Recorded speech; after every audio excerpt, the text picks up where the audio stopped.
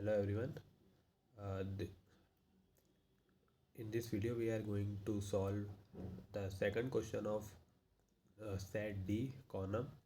The second question is write an algorithm flowchart for finding square root of 5 using fixed point iteration method. So let's see. For square root of 5, x square, the equation will be x square is equal to 5. We can write it as x square minus 5 is equal to 0, and this will be our function f of x is equal to x square minus 5, and we take out f dash x, which will be equal to 2x, and then we have to find the gx function, which will be equal to x minus f of x upon f dash x. That's what we are doing here, f of x upon f dash x. After solving, we get the gx function as 1 by 2 bracket open x plus 5 by x bracket close.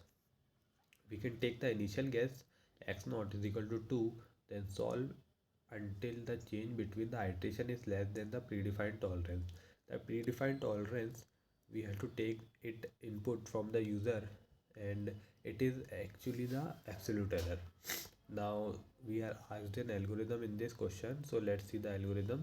In the algorithm, we are going to use f of x is equal to x square minus 5, f dash is equal to 2x, and gx is equal to x 1 by 2 bracket open x plus 5 by x bracket close.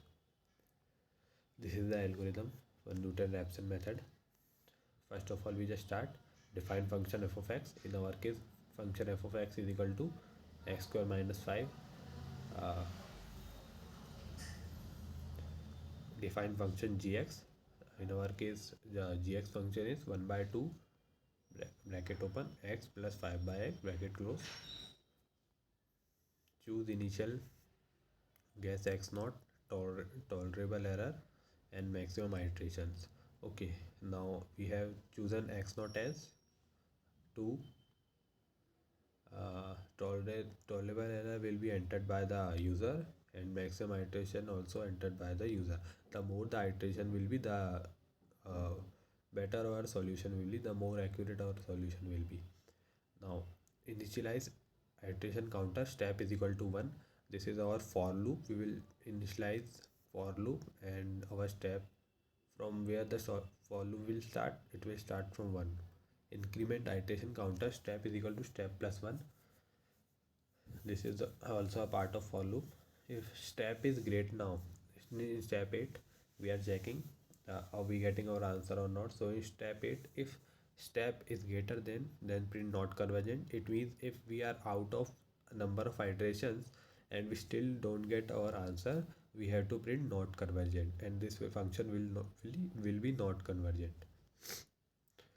Otherwise, and go to step 12, and if the function is not convergent, we will just stop, and otherwise go to step 10. In the step 10, we are checking this that the modulus of x1 is greater than absolute error or not. If yes, then go to step 6, otherwise go to step 11.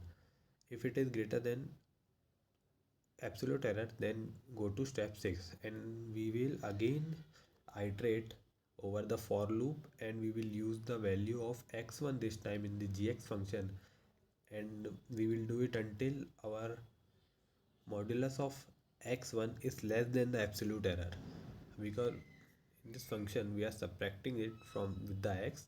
The less the value of e, the accurate will be our answer. That's why we are doing this step.